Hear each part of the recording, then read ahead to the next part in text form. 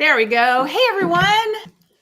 Hello. Welcome to Office Hours. How is everybody? Happy Wednesday. What's up, my WID Warriors? So that's my new nickname for you all, by the way. It's my new hashtag on LinkedIn, WID Warriors, WID Warriors.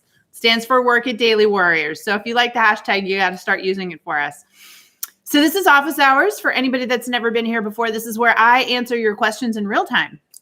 And all you have to do is take the word question and put it in all caps first, and then put your question after it, not in all caps. I don't want you to yell at me the whole time. Just yell question and then write the rest in there.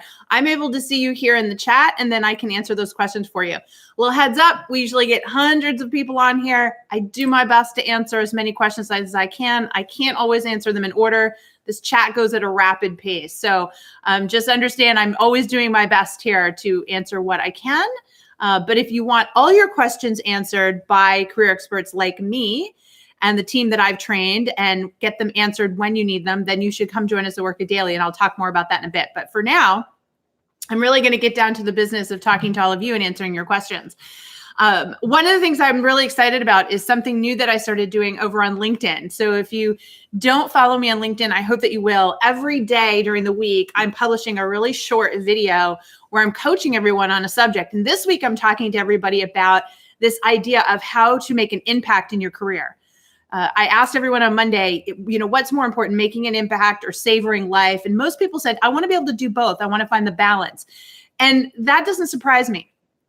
I've been doing this career coaching thing for over 15 years, worked with thousands of people. And this is a common dilemma, this idea of making an impact and feeling like my career is successful, but also really enjoying my life.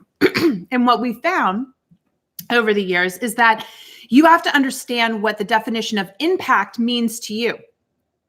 And the way that you do that is understanding your workplace personas, which are the ways that you like to create value, how you like to serve an employer. Think of yourself as a business of one. We talk to you about this all the time. You're a service provider. There's a way you like to provide the service that makes you feel really good. That's going to make you want to get up and go to work every day. Now, when you use your workplace personas correctly, you're going to deliver that value in the way that you prefer, and you're going to make an impact, and you're going to feel good about it, and you're going to love life. But too many people out there right now are in jobs where the work itself doesn't serve their needs in terms of how they like to create value. They don't use their workplace personas that they prefer. Now, there are 8 workplace personas, and they're all equally valuable, but we can't be all 8 of them. We have preferences, usually 2 or 3 that bubble to the top. So knowing what your personas are, your preferences are, and then aligning your career to them, I can't even tell you. It's mind-blowing the results that you will get. I always tell people there are no bad employers. There's no bad employees. I mean, there's always an exception to either one. But overall, it's usually just a bad fit.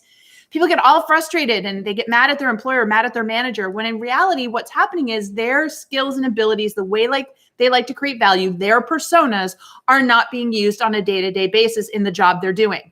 They're being forced to do another type of persona, and that feels inauthentic and unproductive and non-impactful. So advise everyone, if you haven't already done this or checked it out, we have a free quiz you can take. It takes literally 2 minutes to do. And it will tell you what your top workplace personas are. And this will help you start to get on this journey of clarifying how you like to make an impact, because this is so vitally important. And once you start to figure that out, watch what happens. The choices that you make, how you brand yourself, what you put on LinkedIn, what you put on your resume, how you interview, how you interact, it's all going to start to come clear. And you're going to put yourself out there in a way that's going to attract the right opportunities. And all of a sudden, you're going to be feeling so much more successful, right? So be sure to check that out. I know my team's going to post the link for you. It's just workitdaily/quiz. It couldn't be any easier. Go over to the site, check it out, take the quiz, tell us your results. I always love to see the results. And definitely, if you're not already, follow along with me on LinkedIn, because again, I'm posting those videos every weekday. Okay, really short videos. So let's get down to the business of answering your questions, shall we? Let's see. First question is from Sean. Hey, Sean. If your job history and resume depicts one career, but there are no positions available in your area, how can someone submit a resume for a job when a resume is in another field? Great question. So the first thing I'm going to tell you, Sean, is that you're not going to just submit it online. What do we know? If you're a WID warrior, if you're here regularly, then you know what we teach you is that that's just going to be futile. You're going to send this application in, and the online applicant tracking system is going to go through and recognize that you don't meet the basic requirements based on what they've listed and toss you.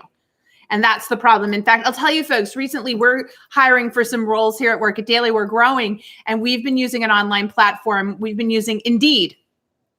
And what happens on Indeed, just so you know, is literally as an employer, it says, okay, what 5 questions do you want these people to answer? And if they don't answer them and answer them correctly, they're out. So there's lots of applicants that never make it through the viewing stage because they don't meet these criteria that the employer sets. And this is happening to all of you. And this is why we tell you that literally only 3% of applicants ever get seen by an employer. There are all these filters. So Sean, you're not going to be able to submit through the online channel. The solution is going to go around the ATS. This is what you have to do. And the way you do that is by networking and connecting with people at the company. Now, the first thing we always do, folks, is go to LinkedIn and say, do we know anybody who works there? And if we don't know anybody that works there, do we know somebody who knows somebody that works there? That is one of the most brilliant aspects of LinkedIn. It can tell you that somebody is a second line connection to you, meaning somebody you know knows somebody there. And those are the introductions you want to ask for. So now you would go over and say, hey, Mary Jones, you and I are connected. I see that you know Bill over at XYZ company. Would you be willing to introduce me? I want to learn more about his role there and what he feels the company looks for in employees since he's been successfully hired there. I'm not asking him to help me get a job, but I am trying to figure out how I can shift my resume to be more reflective of being a fit for the company, you know, given that I'm in a different industry or different skill set. And I'd love to get his take on that since clearly he's been successful. Hopefully they'll refer you and you can have either a brief email exchange with Bill, or maybe he'll even get on the phone with you for 10 minutes. Again, you're stressing. I'm not asking you to get me a job. I'm just trying to get better insight so when I apply, I can stand out. What this hopefully does is get you in communication with an employee. He may look at your resume or LinkedIn profile, have a conversation with you and say, you know what, I can introduce you to the hiring manager. Clearly, you have the transferable skills. And you want to do this over and over again. You want to try to meet as many people as you can in an organization, especially when you're not an exact match, because you're going to need that referral in order to succeed. Okay? All right. I hope that helps. Good luck, Sean. You can do this. Don't give up. All right. So I've got a question from Padma. If you answered a technical question in an interview because you don't work directly on these aspects, however, you do deal with them. Okay, I don't know what that means. Going to come back to that. I think I need more clarification for there, Padma. Question from GoJR. How should you ask for an interviewer's contact information so you can send them a thank you? Yeah, I mean, this is the easiest ever. Hey, I have really enjoyed today. Thank you so much for taking the time to speak with me. I would love to just follow up and connect with you. Would it be okay if I grabbed your email address? That's all you have to say. That's it. Super simple. Just ask for it. They know it's coming, and you've got to get comfortable asking. That's all you say. I'd be enthusiastic. I really enjoyed our time together. I'd love to follow up with you. Would it be okay to grab your email address? That's it. Don't worry. Let's see. What else do we have here?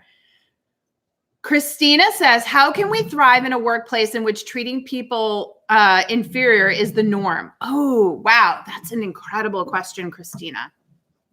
So first of all, it sounds like you're in a toxic environment. So they're treating people not, respectfully. I think that what you want to do is try to find a different employer. I'm going to be perfectly honest. If you're feeling like the way you're being treated isn't in alignment with your values, then it's on you to go and look for a new employer. And I'm sure you're trying to do that. Okay. So priority 1, Christina.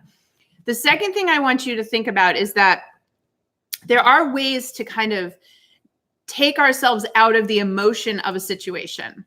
So, when a manager responds to us and we feel like, wow, that wasn't nice the way they said that, or the way they delivered that, or they barked at us, we have control on how we react to that. We absolutely do.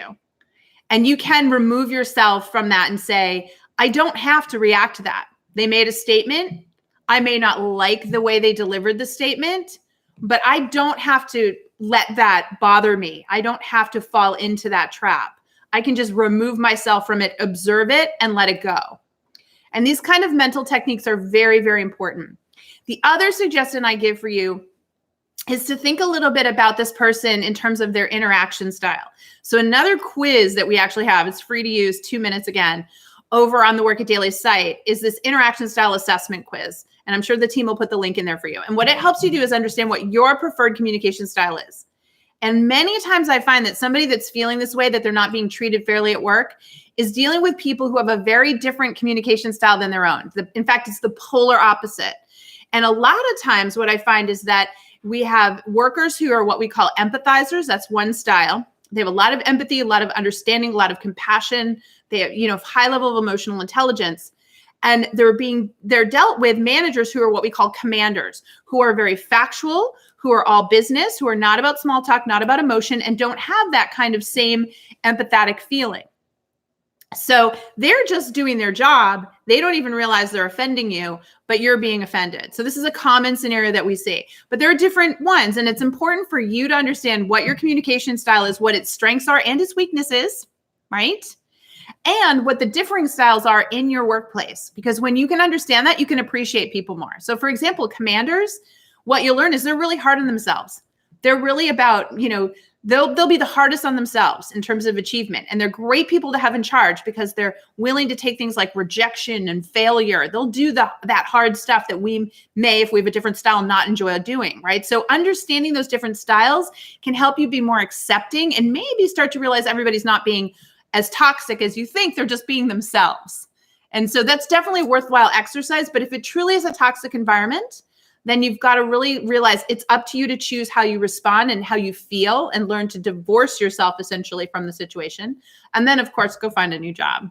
All right. Get out there. Build your brand and get out there. All right. Let's see. Colleen says, I've gotten such a wide variety of feedback on my resume and had it professionally rewritten. I am so confused at this point that I am no longer sure what looks good. What do you recommend? Yes, if I had a dime, Colleen, for every time I heard this. So this is a big pet peeve of mine. And if you go to our YouTube site, buried somewhere in YouTube, you'll see me where I went on a rant last year, a literal rant about resume writers. And I caught a lot of flack because there's a lot of career coaches in the industry who also write resumes, and they were pretty upset with me.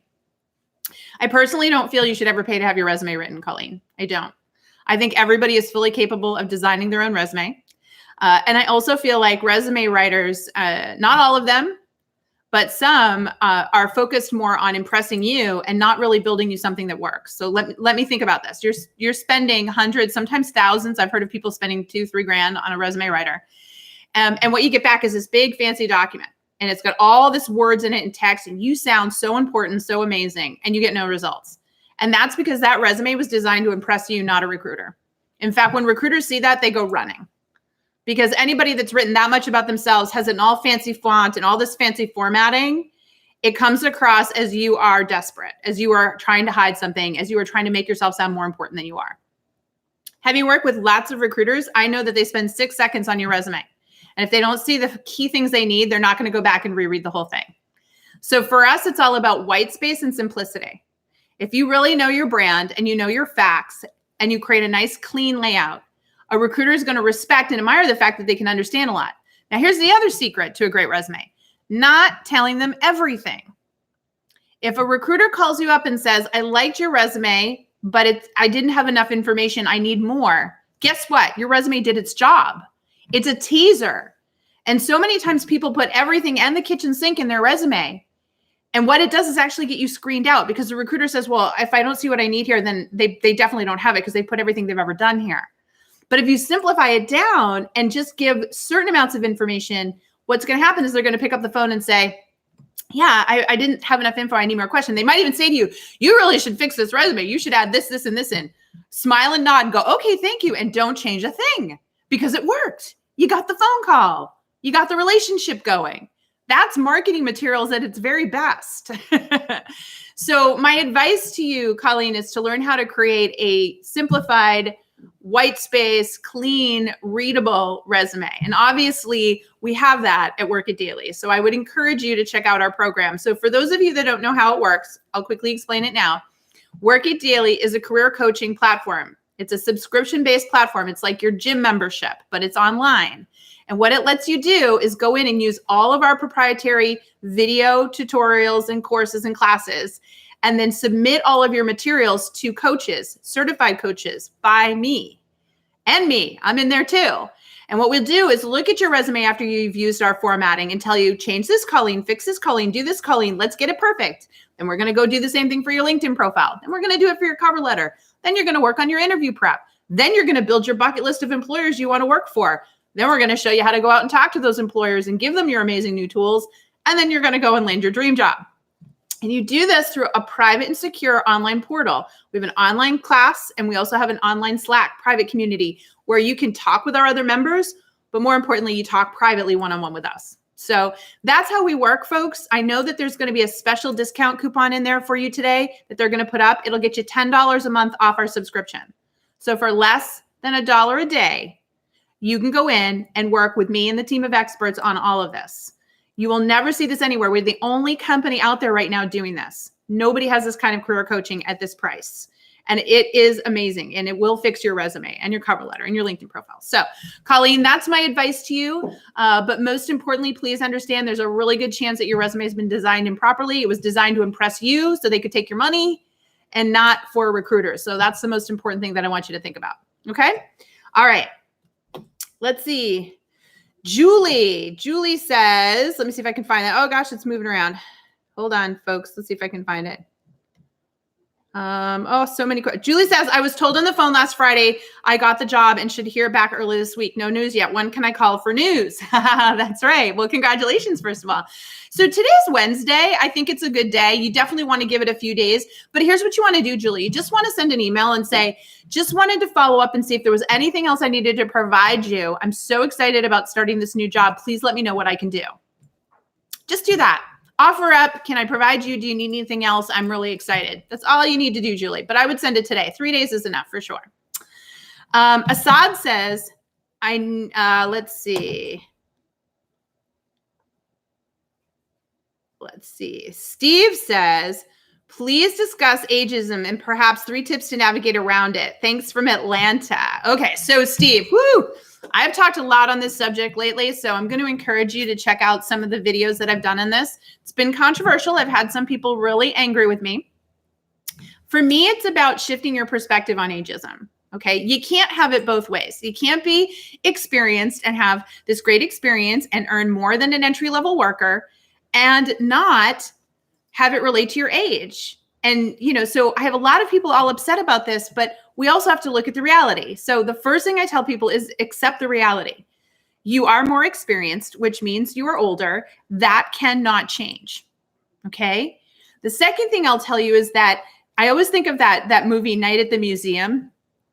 And they're joking because the monkey is just kind of a total wise guy. And Robin Williams says to the character, who's more evolved? Who's more evolved, right? And I think about that a little bit because one of the expectations of seasoned professionals, right, who are older, is that they have a clearer sense of what their specialty is and how they add value. There is an expectation that you know that.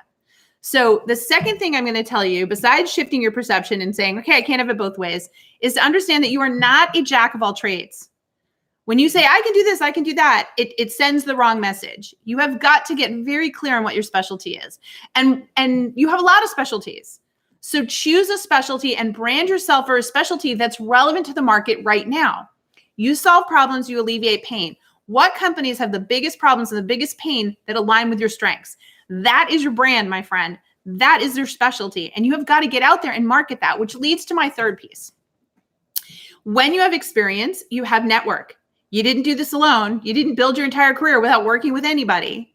Your network is your net worth. So if you aren't out there cultivating your network right now, having meaningful conversations with people, talking about the problems that you want to solve and why you want to solve them for employers, then you are not going to get the results you need, because at your level, it all comes down to networking and getting those introductions. Entry-level jobs, totally different story.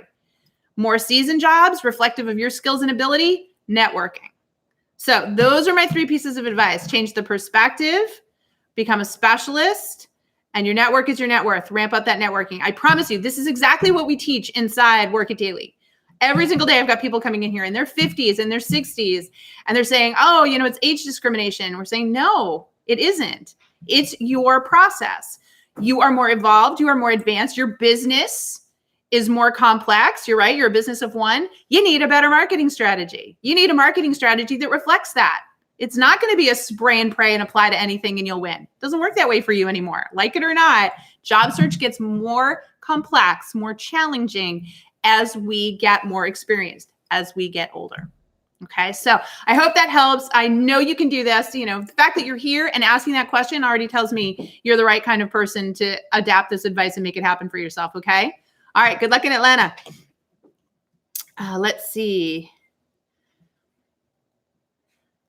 Okay, what happens? Okay, Padma, thank you for clarifying. If you answered tech questions incorrectly in an interview, can you send something in a post-interview thank you note? Yeah, that's a tough one. I got to be honest with you. So a lot of times when we flub in an interview, when an interview doesn't go the way we want to, what we want to do is in the thank you note, say, I see that I screwed up and I'm so sorry and I really should have said this and I really should have said that. And this, okay, you don't want to go there. You don't want to write an epic novel for the thank you note, okay? You just want to keep it clean and simple. Also, I've seen sometimes people think they did really bad and then all of a sudden get the job offer or get the next interview. So you don't want to say that you did bad when you don't know for sure that you did or you didn't, okay? I think what you want to do is keep it simple. And what I like to suggest is something like, I want to thank you for taking the time to speak with me. I really enjoyed talking to you about XYZ. I know that was a difficult subject. It got me thinking, hey, here's an article I read in the subject that I think does a better job than I did articulating my thoughts. So you could just kind of go put in a valuable article, a link to a video or something that kind of drives home better, maybe a point you were making. That's a positive spin on that. It adds value and it gets them to realize, hey, you were really thinking about that conversation and how it went, but it does it in a much better way. So that would be my advice to you. Okay. All right. Magnetic Rose says, question, I've followed your awesome advice and found a job that's a great fit. What's the best way to transition and tell your bosses your reasons for leaving without burning bridges or getting blacklisted? Okay, first of all, yeah, Magnetic Rose, that's what I want to hear. Secondly, how much do I love that you're thinking about this? That is what we need to do. Your network is your net worth. It's small, 6 degrees of separation. You're probably going to need these people again someday, and they're going to need you. And that's the piece I want you to think about right now. Okay. So when you reach out to them, you're going to explain how much you've loved working for them, how hard of a decision this was for you, but why you couldn't pass up this opportunity. So my advice is to come up with, say, 1 or 2 things that this job has that your current job does not and cannot offer you, that were important to you to grow your skill sets. Focus on you. Say, look, I'm a business of one, and it's all about evolving my skill sets and growing as a professional. And this was just too good of an opportunity to pass up. It's going to help me in these areas. And you know what? I really want that because maybe I can come back here someday and be of more value. You never know what the future is going to hold. More importantly, I've had the honor of working with all of you, and I really want to stay in touch. It's a small world. Maybe we'll collaborate again. Every job's temporary. You don't know how things are going to be. So I hope that I can stay with you all. I'm certainly going to make sure that up to my last day, everything's covered. I'll be available to you after I leave if you need anything. I want to do whatever it takes to keep our relationship in great shape because, again, I really hope we get to work together someday. So that's just it. Stay positive, give them 1 or 2 reasons why this is going to help you become a better professional, which you then hope will help you in the future and maybe them in the future. But most importantly, how much you want to stay in touch with them and continue to, build the relationship with them and maybe collaborate in the future. That's the thing. And the one other thing I tell you is please don't go negative. Don't tell them anything that's wrong. Sometimes people think, oh, I have a good relationship. I'm going to tell them what's wrong. Just let that go. They know where their flaws are. They know. Okay. You don't need to tell them. Stay positive. Awesome. Let's see. How to react when a recruiter approaches you first to arrange a meeting and when you reply, they never reply back. How weird. How would you explain this? Oh gosh, that's an easy one. So recruiter reaches out to you. They're reaching out to 100 other people. Recruiters a lot of times are on deadline and they have to fill the seat fast. So in the time that they're reaching out to you, as people are responding back, you might have been the 20th, the 40th, the 60th person they reached out to. By the time you reached back, they were at 10 interviews deep. And they're like, okay, I found the people I need. Now, is that a good way to recruit? No, I would never recruit that way. That's not my strategy. I'm about relationship building. But are there a lot of recruiters out there that do it that way? Yes, there are. So if you responded and you didn't hear anything back, respond one more time and then just let it go. That's what you have to do. It's just how it works. Don't take it personally. It is just how it works. They're really crazy right now. And a lot of recruiters are just doing that massive, massive outreach thing, shaking a tree and trying to find a few candidates. And it's likely this person already found theirs. Okay. But keep going. All right. Let's see. Q Patterson says, how much detail should be included in written responses to written questions asked by recruiters after initial interview, especially when questions vary from recruiter to recruiter? So my advice to you on that is stick to the facts. One of the things that you learn inside Work It Daily is to be less wordy. We're all about being less wordy at Work It Daily. And the best way to have maximum impact in all of your answers is to quantify. So you stick to the facts. We call it the experience, learn, and grow model. So you summarize very objectively what you experienced, what you learned, and how you grew. And most importantly, if you can add some numbers to that, the better. So that's our advice there. Now, sometimes they ask a big question, and believe it or not, a concise answer might be a paragraph or two. And sometimes they ask a question and all you need are 3 or 4 sentences. So that's really going to vary. But the key is to not be wordy and to stay on track by using your experience, learn, and grow, and build some numbers into that to prove to them that what you're saying is accurate. And if you do this, you should be fine, right? And if you have any questions on how to do that, again, if you join us inside Work It Daily, this is just another example, folks. So you're like, did I answer that right? Do you think I should send this? We recently just had a client. She just landed her dream job with Amazon. They literally are moving her. She got her dream job, and they sent her several pages of questions to answer. So she filled them all out. I looked at them, said, change this, change that, add this, take this away. But she was really concise in her answers because recruiters don't want to read epic novels, especially if they're not relevant. Okay. So I hope that helps. Steve says dress code for interviews, video conference, in person. What's the best way to inquire and determine? So a couple things. First of all, it's totally okay to ask what the attire is at the company. Just say, can you tell me what the dress attire code or the dress code is for the company when you're setting up the interview? That's completely fine. If you're not comfortable asking for that, you should be comfortable. But if for some reason you're not, or you forgot already, then go over to their website on Glassdoor. You're probably going to see some information there. Go to LinkedIn, look up their social feeds and take a look at what everybody's wearing. Even go to their careers page. Usually these days, companies are good about doing that. But at the very least, if you see enough pictures of employees, you're going to know what it is. Now, when in doubt, just so you know, you always dress one level higher. So if they're casual, they're like, look, we wear flip-flops and shorts. You go business casual. If they're business casual, right? So they wear dress shirts, slacks, no suits, then you'd actually go suit. And the reason for that is it's a sign of respect. It's a sign of this meant so much to me. I dressed up a level. And that will never, ever fail you, just so you know. Okay. Let's see.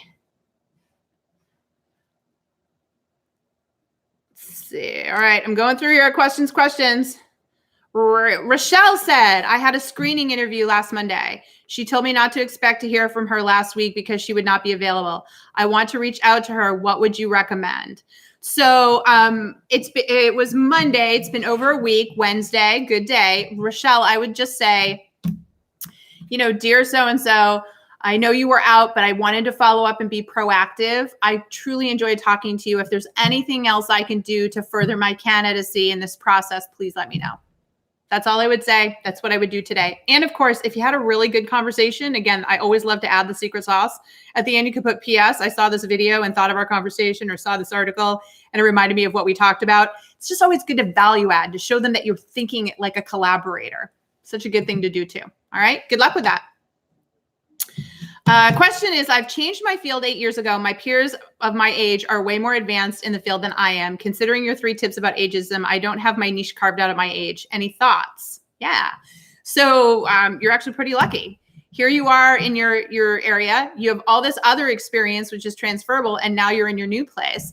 What I would tell you is the people that are 8 years ahead of you, take them to coffee, take them to lunch, have a conversation and say, what's your specialty? What do you think it's important to specialize in now and going forward in the industry? Start to think about how you want to build out that area of specialty and what do you want to be the go-to person for? What specific types of problems do you want to solve? Get that advice from these individuals. It can really, really help you. That's what I would advise. All right, team. So again, I just want to remind everyone, I know that they're putting this in here. If you haven't already, please go over and check out Work It Daily. We are the only online career coaching subscription service. This is gym membership for your career, and it is so incredibly affordable and powerful. You will love it. And I know I've got some of our members here, and they will vouch for this. We are a game changer. We're going to show you how to work smarter, not harder. We're going to get your confidence. And, really, when you're out there trying to achieve your career goals, part of the problem and the reason it takes people such a long time is, one, they're all alone. It is much easier to do something when you're part of a team, isn't it? Don't we just feel better when we're part of a team? It doesn't feel so lonely. We've got each other's back. We support each other. Well, that's what our community is. It's like a team of people trying to achieve the same goal, career happiness, success, right? So you come inside this private community and you've got a team. Secondly, the reason people don't succeed is they don't get the right advice. I can't tell you how many times people have made major career mistakes because Uncle Joe told them to do this, or their mom told them they had to do this, or their brother told them they had to do this.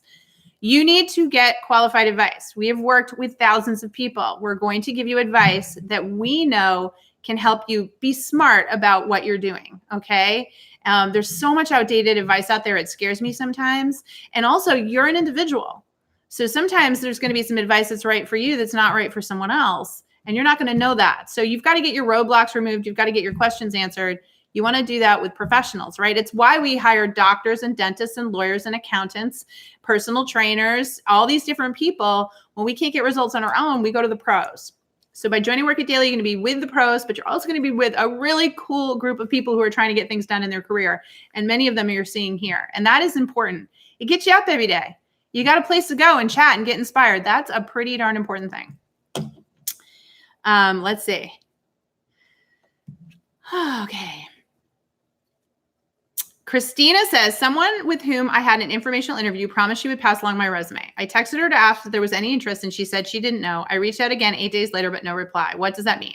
So, okay. So my guess is she passed it along and she doesn't have anything and she's feeling awkward. She's feeling stuck in between, Christina. These are tough situations. They happen. I generally don't advise you do this. I generally don't advise you have someone pass your resume along. What I would say instead, next time this happens for everybody, someone enthusiastically says, let me pass your resume along, right? You can say, oh my gosh, that would be so great, but I don't want to put that pressure on you. Would you be okay with making an email introduction so that I could at least send my resume along and a short story about why I'm really passionate about the company? And one of the things that we're big believers in is something called the disruptive cover letter. This is where you get to differentiate yourself and really get them at hello and get them wanting to meet you. Okay. So you want that to go along and you want to be the person that delivers that. So you simply say to the person, oh my gosh, thank you. I would love that, but I don't want to put that kind of pressure on you. Would you be okay just doing an email introduction so that I can send this person my resume, but also the letter of why I feel so passionate about the company? That way, I don't want you to feel like you have any pressure whatsoever. I know this is on me. This is my job search. That's how you say it. That's how you get them to go through. Now, if you've done what Christina's done, and so many people have, right? What I would say now, Christina, is that you could go back one more time and say to this person, hey, I was thinking about it and it really wasn't fair to put you in this position. You were so kind to offer to pass my resume along, but really it's my job to get a job. I'm wondering if you would be comfortable. I've put together a letter that explains why I'm so passionate about the company. Would you be comfortable introducing me via email to the hiring manager? I know, they're probably going to say no, but I would still really love that opportunity to do that and see what they say. See if they respond. Now you're taking that responsibility back. Now, if this person still does not answer you anymore, then my advice to you is you're back to square one and you need to follow the protocol of building your own network. So I mentioned really early on in the call today, what you do is you go find people who work there and see if you know anybody who works there and start asking them for introductions to various people in the company. You're going to need to meet a lot of different people, right? And the more people you meet at a company and get to know them and find out how they got their jobs and what advice they give, then the better your application will be when a job pops up, but also the more likely one of them may recommend you for the job, right? So it's a numbers game that you want to play. So I would say start doing that if you still don't get that response, okay? And good luck, and it happens to everyone. This is, once again, the advice that we need that they don't teach us in school, right? There was no extensive courses on job search and career building. Do we all notice that? None of that in high school, none of that in college. We're all supposed to figure that out on our own, yet work is where we spend 1/3 of our lives and defines our income. Kind of a big deal. So that's why you've got to invest whether it's Work It Daily or some other resource post, you got to invest in making sure you're getting the right advice and doing the right things. And that's why you're here. So you should all pat yourselves on the back already. All right. Let's see. So I'm going to take a couple more questions here, folks. I've got about 5 more minutes before I have to sign off for today and get to a meeting. So if you've got any final questions here, go ahead and post them. I'm happy to help. Like I said, I hope you go recap some things we talked about today. Go take the Career Decoder quiz. Figure out your top 2 or 3 workplace personas. It's Work It Daily /quiz. Go take the interaction style assessment, the ISAT test. This is going to tell you your preferred way to communicate on the job and help you understand about people that are different from you. This can make you more emotionally intelligent and feel more confident in the workplace, okay? And then, of course, just go check out Work It Daily. We've got a discount code for people attending today. What are you waiting for? What are you waiting for? Why are you not giving yourself a career coach? Okay? Could change your life, right? At least make you feel more confident and get you with a bunch of like-minded professionals, right? Kind of important. All right. I've got a question from Wendy. Wendy says, I received a call which I had submitted a resume. The individual provided first name and company and position I applied. I returned a call, no voicemail set up. Should I disregard contact? Yeah. So Wendy, I would try to do some super sleuthing. See if you can go find this person on LinkedIn, or there's another site you can use. It's called recruitin.net, recruitin.net. You can actually put the person's name in and the company name and the job title, and you might be able to locate the person's actual LinkedIn profile and see if they're legit. See if they're legit, research the company, and then maybe you could try to contact the person that way. So if there's no voicemail, I would be careful, but I would do a little homework first. All right, Michael says, assistant director, I'm the supervisor of instructors, hiring, firing.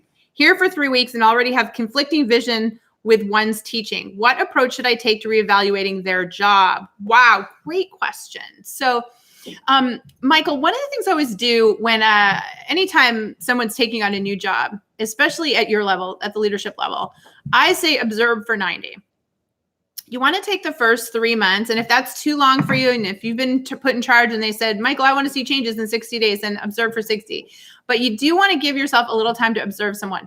Now, what I think you need to do is sit down and write out specifically what is conflicting about this person's teaching style and what your beliefs are and your experiences are that tell you that those aren't good.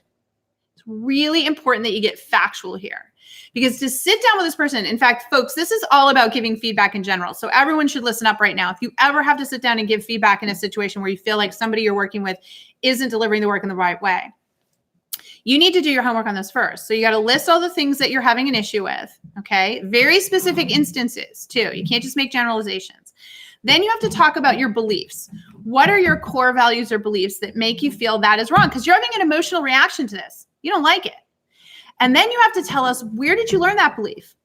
Because somewhere along the line, you've had experience that have validated that and made you say, no, this is the right way to do things.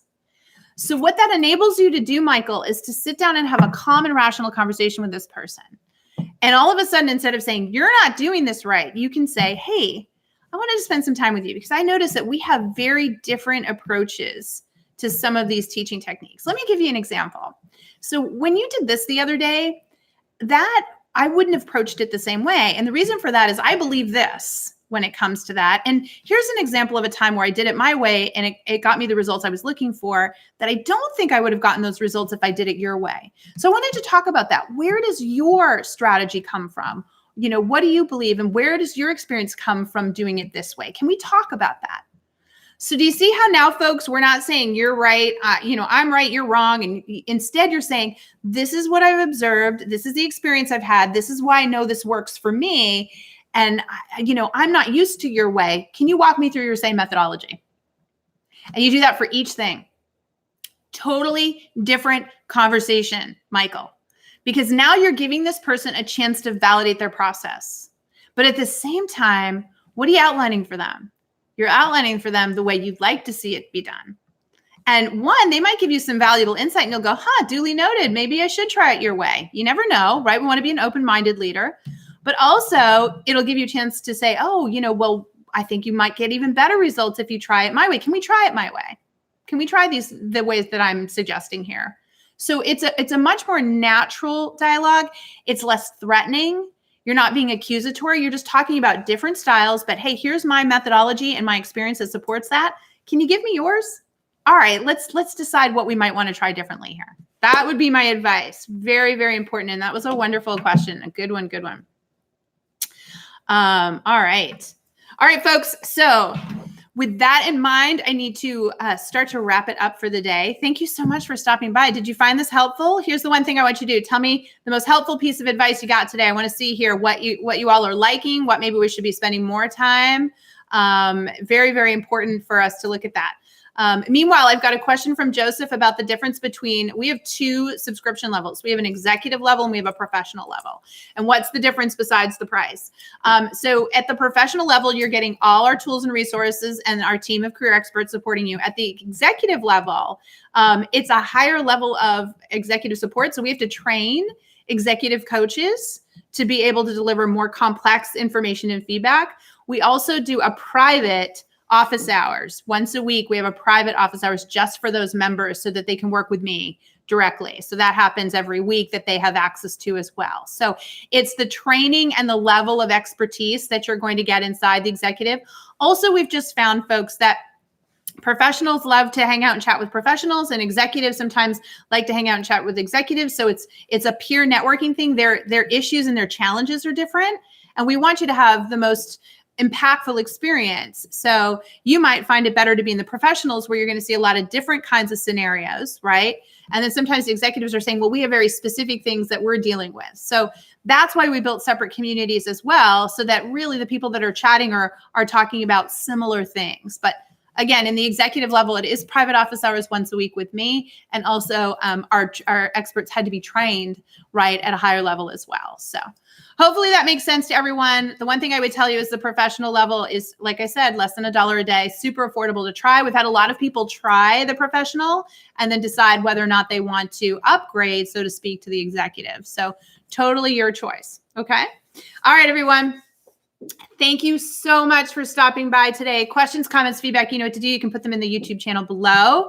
Thank you so much for sharing today. And again, if you want all your questions answered directly by a coach, all you got to do is head on over to Work It Daily, use that discount code we gave you today, and you can come join us instantly. Okay. All right, everyone. Thank you. Thank you. Hopefully I'll see you on LinkedIn this week. Watch for those videos. And of course, I'll see you back here next week. All right. All right. Take care, everyone. Ciao.